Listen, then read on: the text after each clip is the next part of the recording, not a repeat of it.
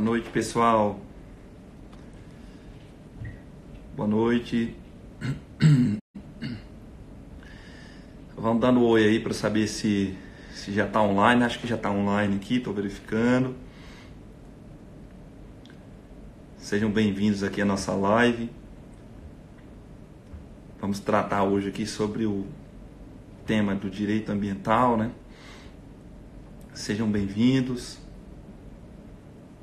Boa noite, Lúcia, Marcos, Jonatas, boa noite, Dani Concurseira, boa noite, Dr. Jonas Batista, como vai, Jonas? Boa noite, Mari Carvalho, boa noite, sejam todos bem-vindos. Eu estou dando um tempinho aqui, pessoal, que é para que outras pessoas possam ingressar aqui na live. Bem-vindo, Jonas, bem-vindo, avise quando estiver aqui em Brasília. Dri Oliveira, boa noite. Adri, é um prazer. Djalma. Bom, pessoal, Cláudia Tomazetti, bem-vinda, obrigado. Boa noite a todos. Bom, pessoal, hoje nós vamos tratar aqui sobre alguns temas importantes aí envolvendo a nossa disciplina, que é o direito ambiental. Eu até gostaria de fazer um destaque aqui para vocês da importância dessa disciplina, daí porque ela tem sido cobrada em todos os concursos, né? O direito ambiental às vezes é um pouco relegado na faculdade, pessoal. Boa noite, Elton. É um pouco relegado e fica em segundo plano, mas na verdade é uma disciplina muito importante, porque na verdade qualquer tipo de atividade ou empreendimento no Brasil que seja potencialmente poluidora dependerá de licenciamento ambiental prévio para sua instalação, para sua operação. Então o sujeito deseja implantar uma indústria, o sujeito deseja plantar, investir no agronegócio, vai precisar de licença ambiental. E são várias leis tratando sobre esse tema, sobre essa disciplina, direito ambiental, que dificulta a compreensão da disciplina em si. Hoje eu vou fazer aqui alguns destaques sobre esse caso envolvendo a tragédia em Minas Gerais, na cidade de Brumadinho, e destacar aqui importantes considerações sobre a responsabilidade por dano ambiental, sobre competência no licenciamento ambiental, sobre o EIA-RIMA e também sobre a questão das multas, né? A questão das multas no direito ambiental.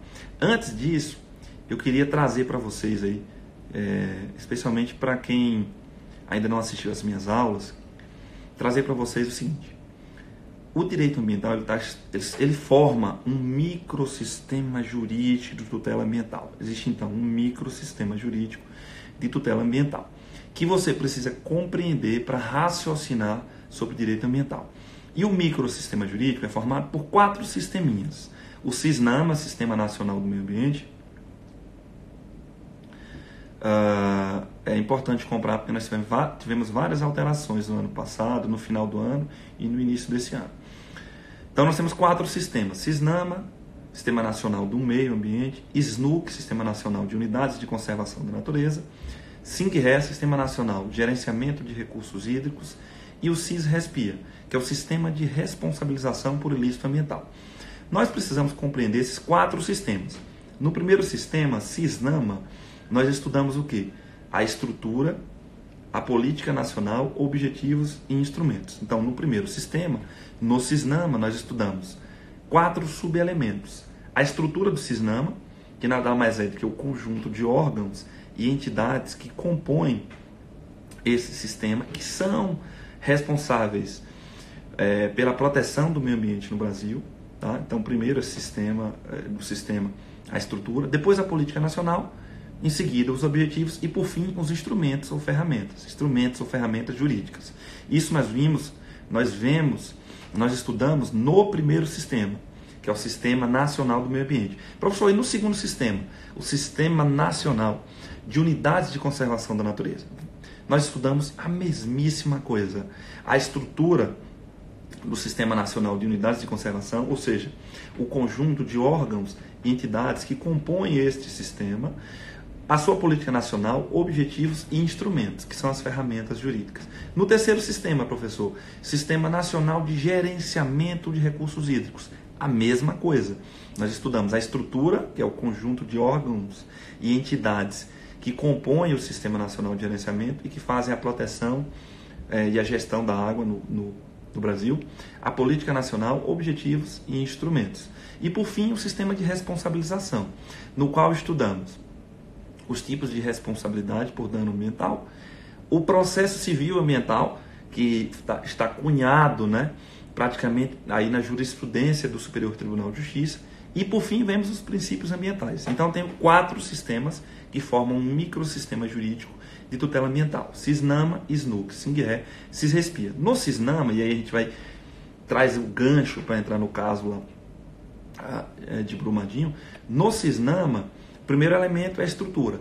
Professor, quais são os órgãos e entidades que compõem a estrutura do Cisnama e que, portanto, são responsáveis pela tutela do meio ambiente no Brasil?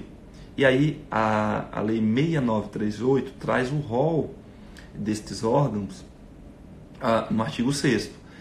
Nós temos lá o Conselho de Governo, que é o órgão superior, que é a reunião de algumas autoridades da Presidência da República, que apenas assessora o Presidente da República. Aí abaixo dele nós temos um órgão consultivo e deliberativo, que é o Conselho Nacional do Meio Ambiente, o CONAMA. Tá? Depois nós temos o Ministério do Meio Ambiente, que é o órgão central, que coordena todos os demais. Abaixo dele nós temos os órgãos executores, que é o IBAMA e o ICMBio. Depois nós temos órgãos seccionais, que são os órgãos ambientais estaduais, os órgãos lá de Minas Gerais, por exemplo. E os órgãos locais, que são os órgãos municipais. Então você tem um sistema, na verdade, formado por vários órgãos. Professor, aqui na minha cidadezinha, tem órgão ambiental? Tem. Aí na prefeitura deve ter a Secretaria Municipal do Meio Ambiente e obrigatoriamente precisa também de um Conselho Municipal do Meio Ambiente, está aí no município. E no Estado, professor? No Estado a mesma coisa. Tem uma Secretaria Estadual do Meio Ambiente e um Conselho Estadual do Meio Ambiente. E no âmbito da União, nós temos o IBAMA, o ICMBio e o Conselho Nacional do Meio Ambiente. Como é um sistema, meus caros amigos e minhas caras amigas, a resolução, o ato normativo que é aprovado pelo Conselho Nacional do Meio Ambiente, ele obriga todos os órgãos. De sorte que o municípiozinho do interior de um estado brasileiro, ele é obrigado a seguir o que está disciplinado nas resoluções do Conselho Nacional do Meio Ambiente. Tá? Então você tem um sistema. E estes são os órgãos que fazem a fiscalização, que autuam, que aplicam multa. Bom, dentro disso nós temos a primeira questão. Vejam que no caso de Brumadinho, aí no estado de Minas Gerais, nesse lamentável caso, o IBAMA aplicou uma multa, acho que de 250 milhões de reais. Tá? Depois, o estado de Minas Gerais, através da sua Secretaria Estadual do Meio Ambiente, aplicou também uma multa. Se eu não me engano, foi de 100 milhões de reais, não me lembro o valor.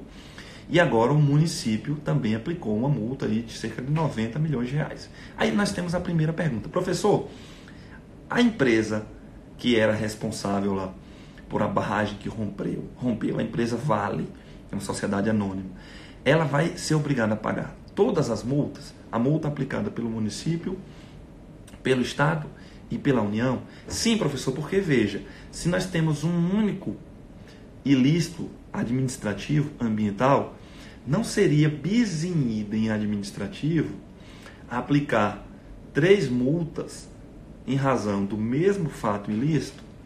Pois bem, esta é uma primeira questão importante.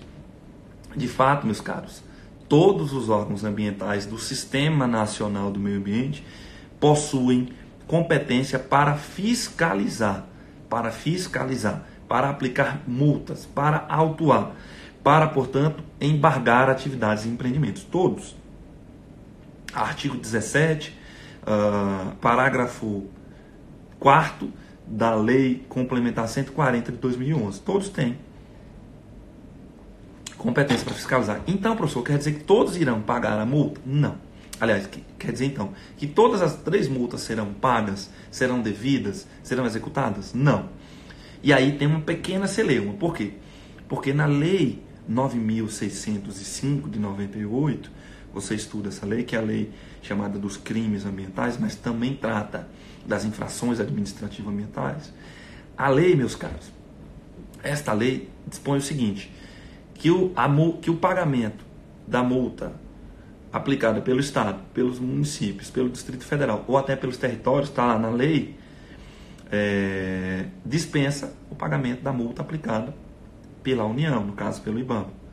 Há esse dispositivo lá no artigo 72 da Lei 9.605.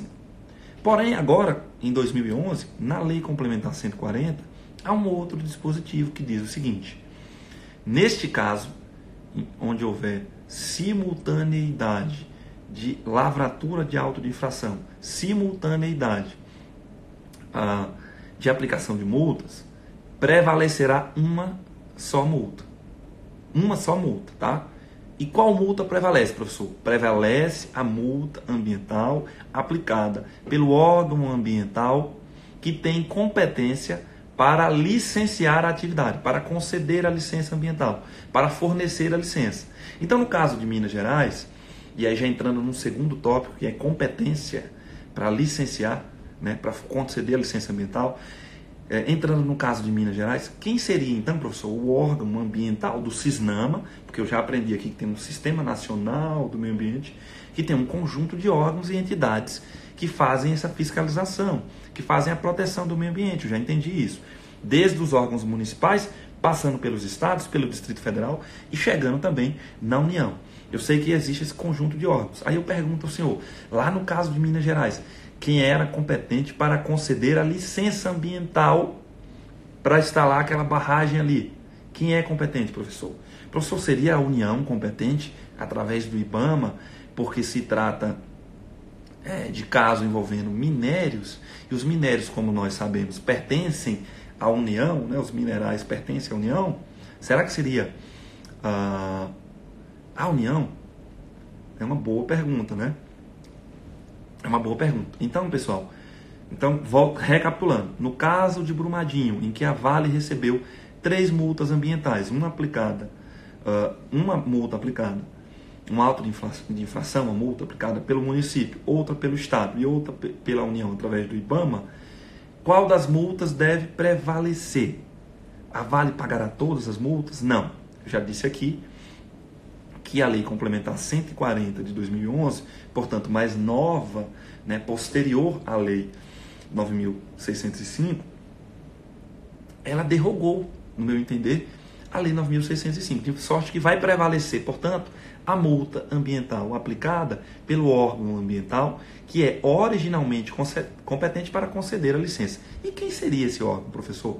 Aí nós temos, meus caros, que nos valer da Lei Complementar 140 de 2011.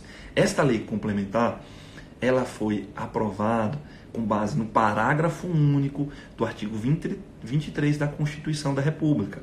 O parágrafo único diz que leis complementares disciplinarão a competência e a cooperação em matéria ambiental. E aí nós temos essa lei, sobreveio essa lei, e ela dividiu as competências, porque até então, até 2011, havia uma certa confusão e ninguém sabia de quem era competência para o quê. Então hoje sabemos. Lá no artigo 7º da Lei Complementar 140 de 2011, nós temos os casos de competência da União.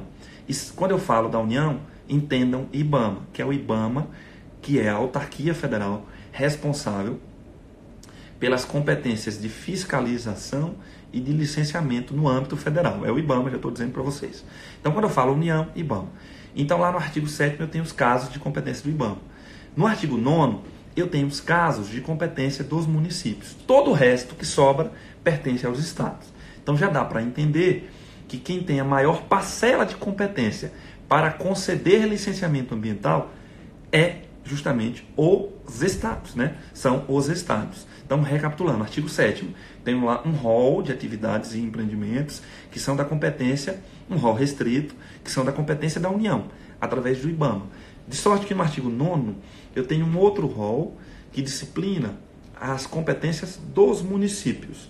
Todo o resto pertence aos estados. Então, nós temos que verificar quais são os casos de competência da União. E esses casos de competência da União são óbvios, são até claros, né?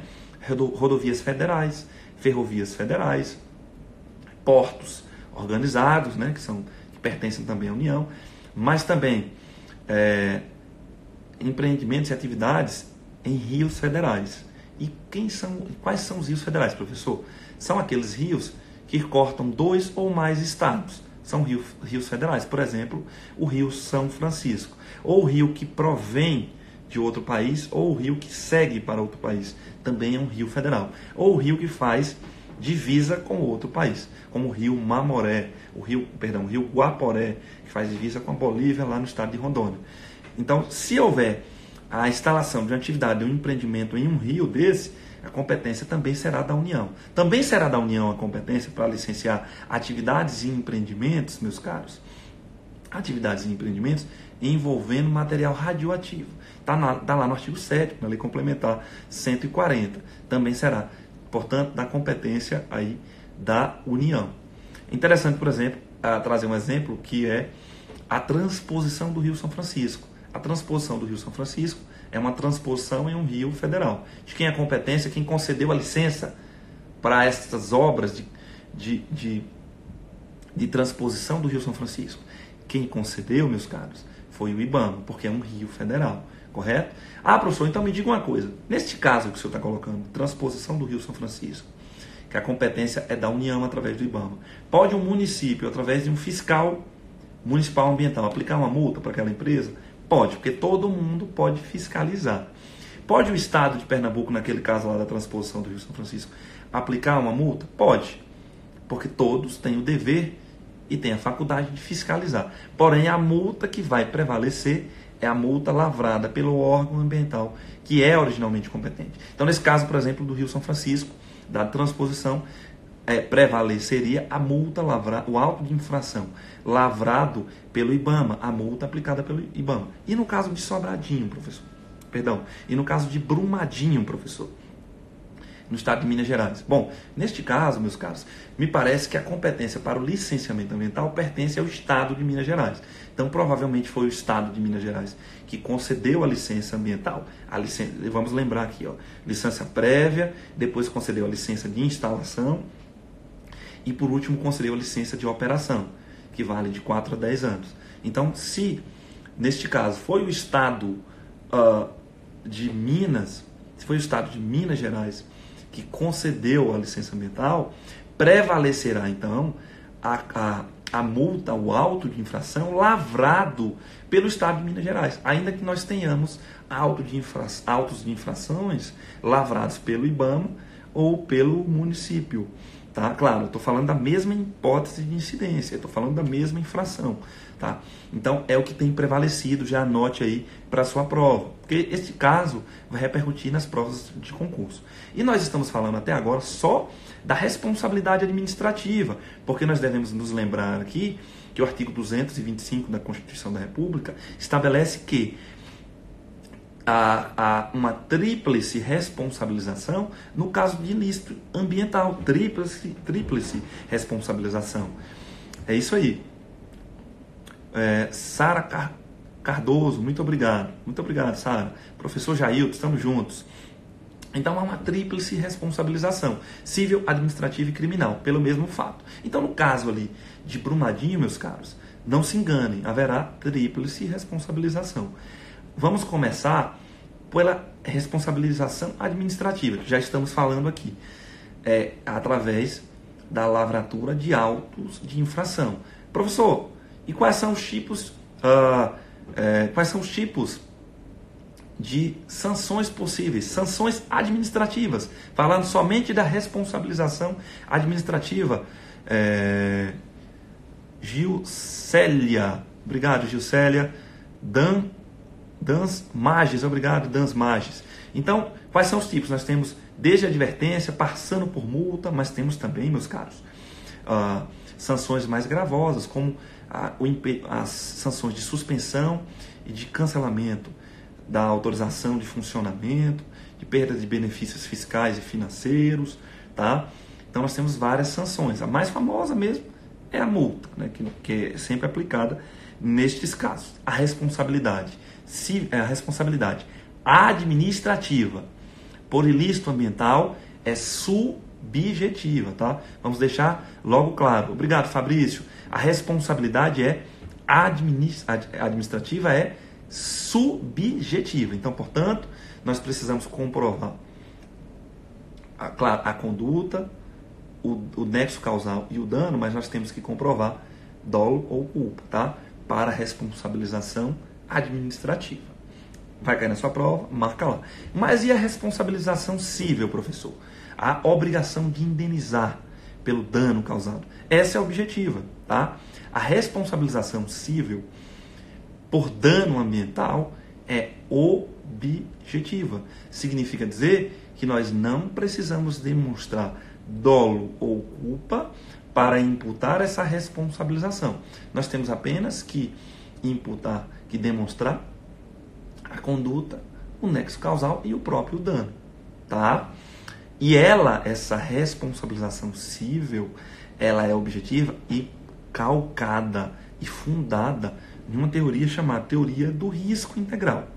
De sorte que esta teoria, ela diz o seguinte, que nestes casos inadmite-se qualquer tipo de excludente. Então vou dar um exemplo para vocês claros.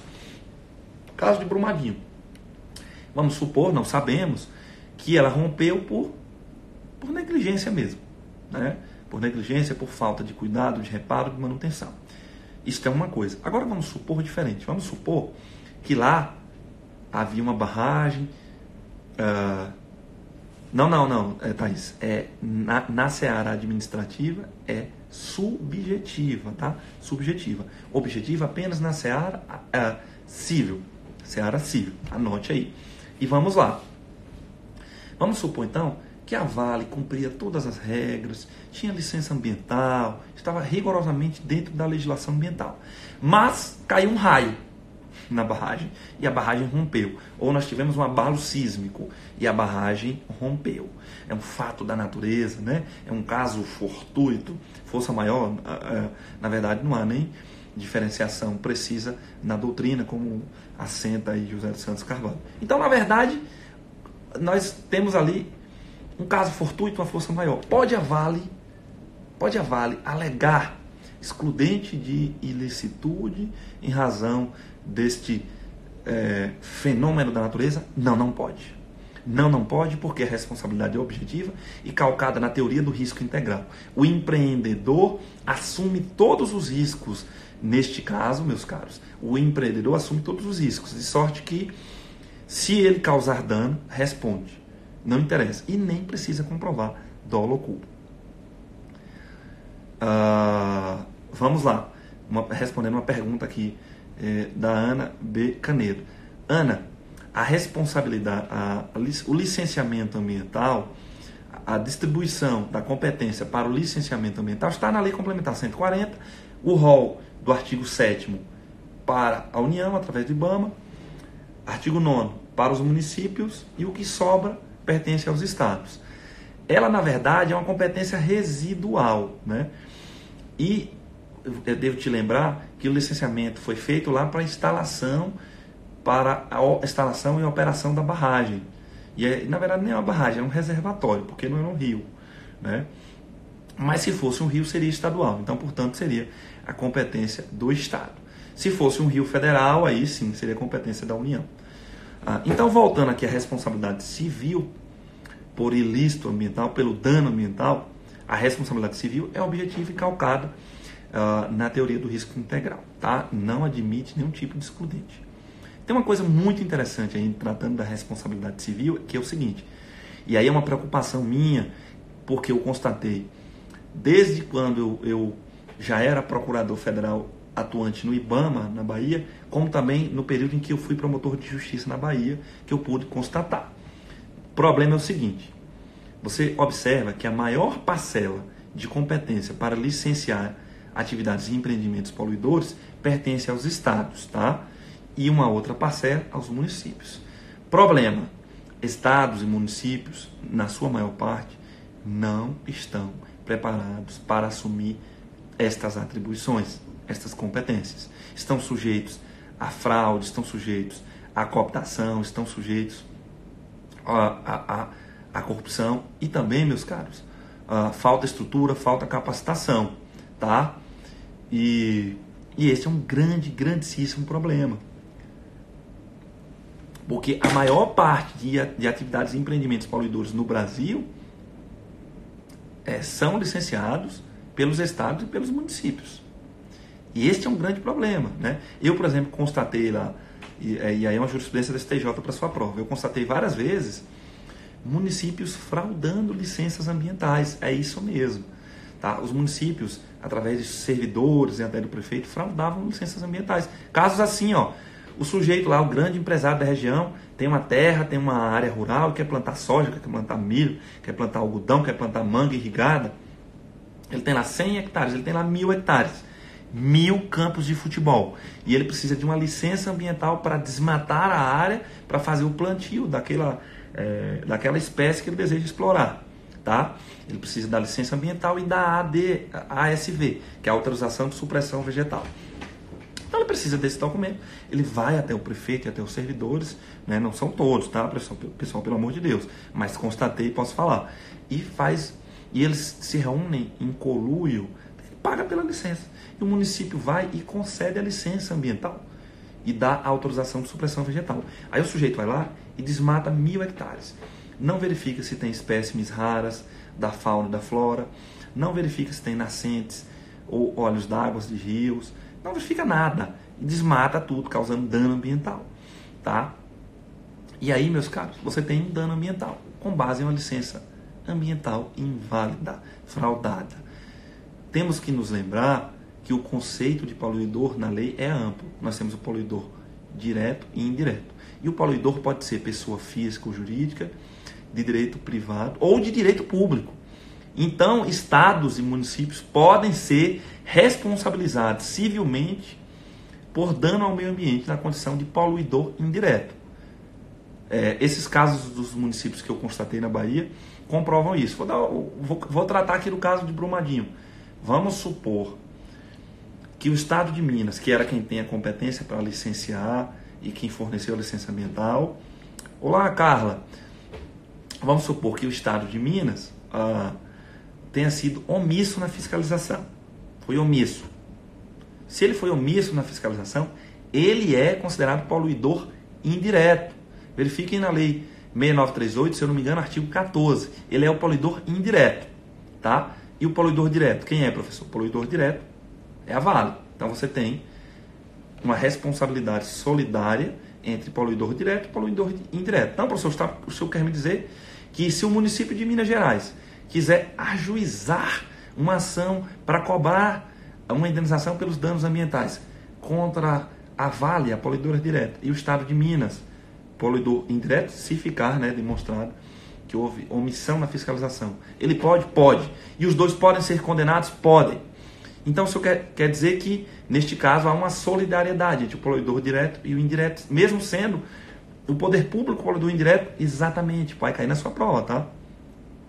Acho que é artigo 14 da lei 6938, Albert, tá? Então, veja como interessante. Mas aí vem uma questão ainda mais interessante. Já estou dizendo, entidades públicas e públicas também podem, né? Pessoas jurídicas de direito público também podem ser responsabilizados, seja num conluio, seja por omissão na fiscalização, que é o que nós encontramos na grande maior parte do país, tá? Então, meus caros, nesse caso que o Ministério Público ajuiza uma ação contra a Vale e contra o Estado de Minas e os dois são condenados, aí nós vamos passar para a etapa de execução. Os dois foram condenados solidariamente a indenizar em 10 bilhões de reais o Fundo Nacional do Meio Ambiente, tá? E aí? E a execução, nós podemos executar o Estado de Minas Gerais, que já está com suas finanças em frangalhos. Não, aí vem a jurisprudência do STJ e diz o seguinte, olha, a responsabilidade é até solidária, tá? Mas a execução é subsidiária. A execução de quem, professor? A execução do poder público, tá? A execução do poder público é subsidiária. Primeiro você executa, tá, a pessoa jurídica de direito privado.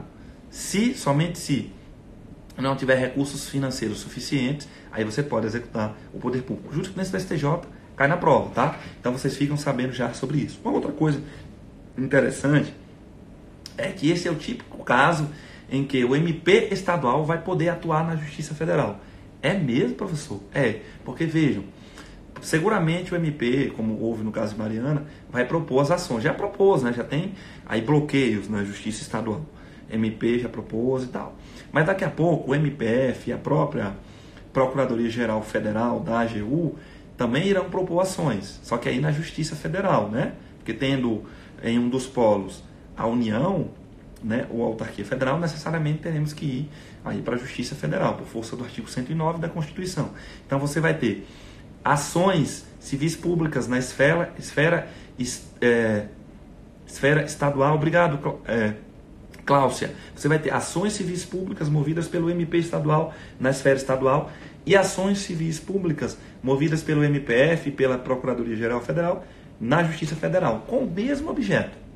E o que é que deve acontecer? As ações devem ser reunidas por força da súmula, não sei se é 457 ou 467 do STJ.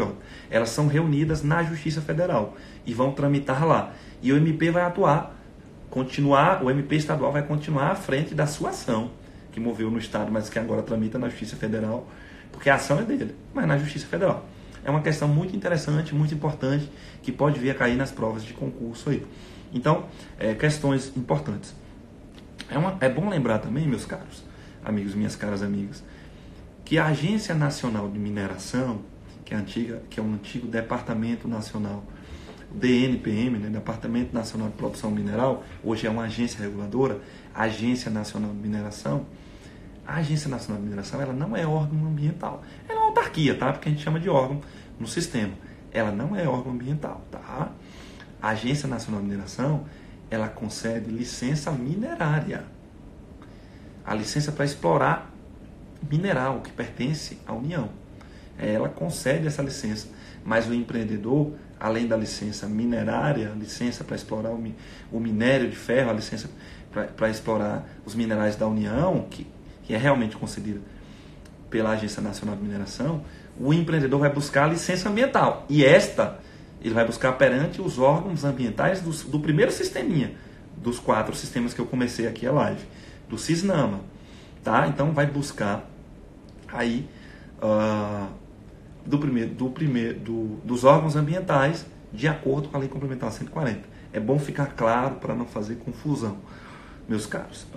Uma outra questão interessante é a responsabilização criminal. Falei da responsabilização administrativa, né?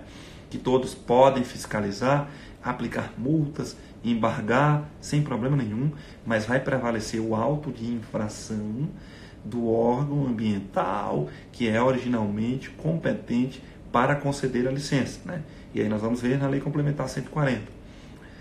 E aí a responsabilização civil, professor, já falei aqui, é objetivo, calcada na teoria do risco integral, não admite nenhum tipo de excludente, tá? Nenhum tipo de excludente. E vou falar agora da criminal. Antes de falar da criminal, só uma observação. Acho que o artigo 14 da Lei Complementar 6938, ele é expresso ao aduzir que o dano, que a responsabilização por dano ambiental e às pessoas é objetiva, tá? Então, o poluidor que causa dano, que com a sua conduta causa dano ambiental e às pessoas, vai responder objetivamente, tanto pelo dano ambiental quanto pelo dano às pessoas. E vai responder naquela trágica situação de Brumadinho também com relação aos danos materiais, aos danos morais causados às pessoas e às famílias, né? Vai ser um dano devastador, tá? Agora sim, falando da responsabilização criminal por dano ambiental. Ela é igual a qualquer responsabilização criminal, tá? É subjetiva. Não existe responsabilização criminal no Brasil que não seja subjetiva. Tem que provar dolo e culpa, teoria finalista da ação. Vocês estudam melhor do que eu essas questões, tá? Então você precisa comprovar o dolo ou culpa. E a Lei 9.605, ela traz um importante artigo de responsabilização por omissão. De quem, professor? Omissão do Conselho de Administração, dos diretores, dos auditores, dos prepostos da empresa. Tá? A empresa responde criminalmente? Responde, a gente já sabe, né? A Constituição, artigo 225, diz que as pessoas jurídicas também respondem criminalmente. Isso aí não é novidade mais, não vou nem tratar. Mas a lei diz ainda que o administrador da empresa, o diretor da empresa, o membro do conselho de administração da empresa, o auditor da empresa, o preposto da empresa, respondem criminalmente. Criminalmente por sua omissão. Se ficar comprovado que tinham ciência do risco e não adotou nenhuma providência para remediá-lo. Que me parece que é o que está sendo desenhado no caso lá de Brumadinho. Se ficar comprovado que os administradores, que os diretores, que os auditores, que todos os envolvidos ali foram omissos, eles respondem criminalmente por todos os danos, por todos os crimes ambientais causados. Então, recapitulando aqui, meus caros, tá? Eu comecei aqui dizendo que nós temos no Brasil um microsistema jurídico de tutela ambiental. Oi, Bruna. Oi, Maris Zanetti. Um microsistema, ele é formado por 4 sistemas. SISNAMA, Sistema Nacional do Meio Ambiente, SNUC, Sistema Nacional de Unidades de Conservação da Natureza, SINGRE, Sistema Nacional de Gerenciamento de Recursos Hídricos, e o SISRESPIA, Sistema de Responsabilização por Ilícito Ambiental. O primeiro sistema, o SISNAMA, ele tem estrutura, política nacional, objetivo e instrumentos. A estrutura, que é um conjunto de órgãos e entidades que tem a missão no Brasil de proteger o meio ambiente. Estes órgãos vão concretizar uma política nacional e buscar cumprir objetivos que estão na lei. E para isso eles vão se utilizar de instrumentos, de ferramentas jurídicas. Quais são essas ferramentas, professor? Licenciamento ambiental é uma ferramenta. EIA-RIMA, que é Estudo Prévio de Impacto Ambiental, é outra ferramenta. Penalidades administrativas, outra ferramenta. Servidão ambiental, outra ferramenta. Seguros ambientais, outra ferramenta. Tá? Então, estes órgãos e entidades que compõem a estrutura do primeiro sistema do SISNAMA se utilizarão dessas ferramentas aqui, tá? Do licenciamento, das sanções administrativas para proteger o meio ambiente. Então, por exemplo, a Vale quer abrir uma nova usina de minério aqui e ela tem até a licença da Agência Nacional de Mineração. É suficiente essa licença? Não. A Vale vai precisar da licença ambiental. Então, o órgão ambiental competente vai exigir que a Vale cumpra condicionantes para ir obtendo as licenças. Recapitulando, são 3 licenças. Licença de instalação, licenças prévia, licença de instalação e licença de operação. Tá? Isso está no artigo 19 da resolução 237 do CONAMA. Você tem que verificar lá na resolução 237. Então, e aí o SNUC, a mesma coisa, estrutura, política nacional, objetivos e instrumentos. SINGRE, Sistema Nacional de Gerenciamento de Recursos Hídricos. Tem uma estrutura, você tem Conselho Nacional de Recursos Hídricos, Agência Nacional de Águas, tá? Você tem os órgãos de recursos hídricos dos estados, dos municípios também, embora municípios não sejam proprietários de águas. E também nesse sistema estudamos outorga, né? Que é o instrumento, a ferramenta jurídica disponibilizada para esses órgãos, para que eles façam a proteção e a gestão das águas. Ainda falando sobre esse caso de Brumadinho, nós temos que lembrar que existe uma lei que trata da Política Nacional de Segurança de Barragens, e não só de barragens, mas de reservatórios, como aquele lá que tinha minérios. É um reservatório, tá? E aí, esta lei, ela diz quem tem competência para fiscalizar em cada caso. Então, por exemplo, uma barragem em um rio federal. Quem fiscaliza essa política de segurança de barragens vai ser a Agência Nacional de Águas, tá? Vai ser a Agência Nacional de Águas e o IBAMA também, supletivamente. Um rio estadual, vai depender da legislação estadual. Mas é um reservatório que não está no rio, professor. Não está no rio, então vai ser o órgão ambiental estadual, né? E porque também não é competência da União. É importante dizer que quem aprova as diretrizes para essa política nacional de segurança de barragens é o Conselho Nacional de Recursos Hídricos, tá? Que migrou, era no Ministério do Meio Ambiente e agora, no início do ano, migrou para o Ministério do Desenvolvimento Regional. É o ministro do Desenvolvimento Regional, o presidente desse conselho. Aí já é um assunto mais que vai exigir uma maior quantidade de tempo para explicar com mais tranquilidade, tá? Mas o que eu queria trazer para vocês era apenas essas lições propedêuticas, tá? Esta ideia geral sobre o microsistema jurídico de tutela ambiental. Quem puder aí, já estou convidando, assista as minhas 12 horas aulas no MAGES 8 Extreme aqui no CPI URES, no MF7 aqui no CPI URES, no MP7 aqui no CPI URES, que eu garanto que você sairá com uma compreensão bacana sobre direito ambiental, né? As pessoas têm uma grande dificuldade nisso, tá? E vimos aqui basicamente o que vai acontecer. Valeu, Thaís. Thaís, o que vai acontecer com essas multas ambientais aí que foram aplicadas pelo município, pelo estado e pela União. Nós sabemos que vai acontecer, vai prevalecer apenas uma multa. E vai ser a multa do órgão ambiental originalmente competente. Já vimos isso. Já vimos, meus caros, que a responsabilidade administrativa é subjetiva, a criminal é subjetiva, mas a cível é objetiva, calcada na teoria do risco integral. Não admite nenhum tipo de excludente. Já vimos também que o poder público, se for omisso na fiscalização, pode responder solidariamente como poluidor indireto, junto com o poluidor direto. Leonasto, né? Valeu, Leonasto, obrigado. Que bom que você gostou das aulas. Vai gostar mais lá no MAGES 8, tá? Então, e é bom lembrar também que, embora o poder público possa responder como poluidor indireto, responder solidariamente, figura solidariamente no polo passivo de uma ação civil pública, a execução é subsidiária, jurisprudência do STJ, tá? Vamos lembrar disso. Grande Otoniel, tudo bem, meu caro? Boa noite.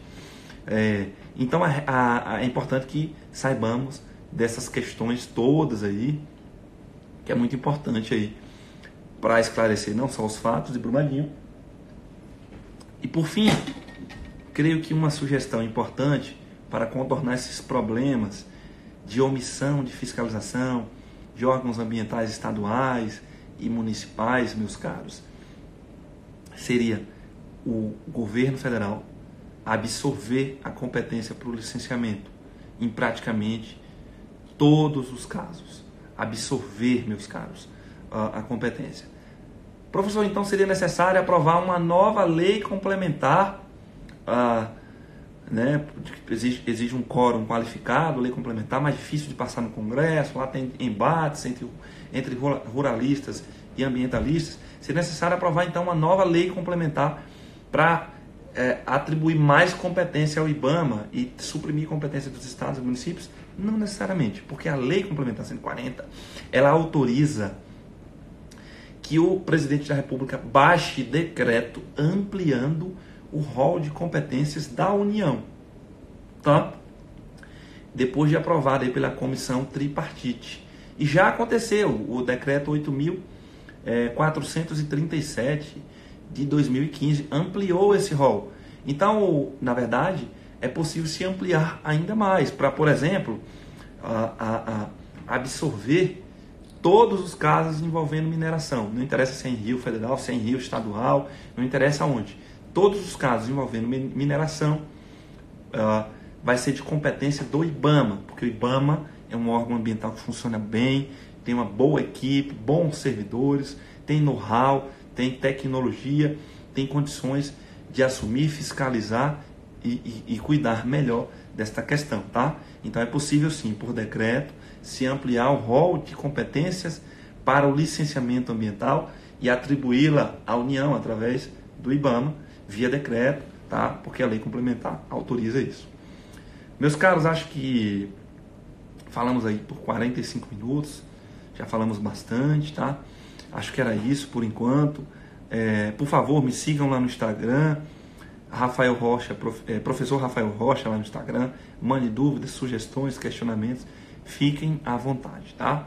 No mais, desde a cada um de vocês que participou aqui da live, uma boa noite, bons estudos, um bom ano de aprovações, tá? E fiquem com Deus. Um grande abraço.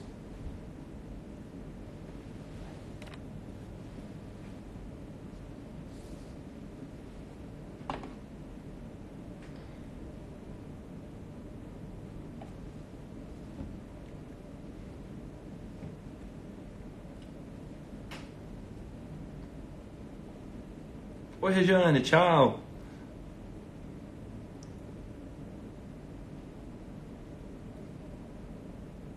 Marizanete.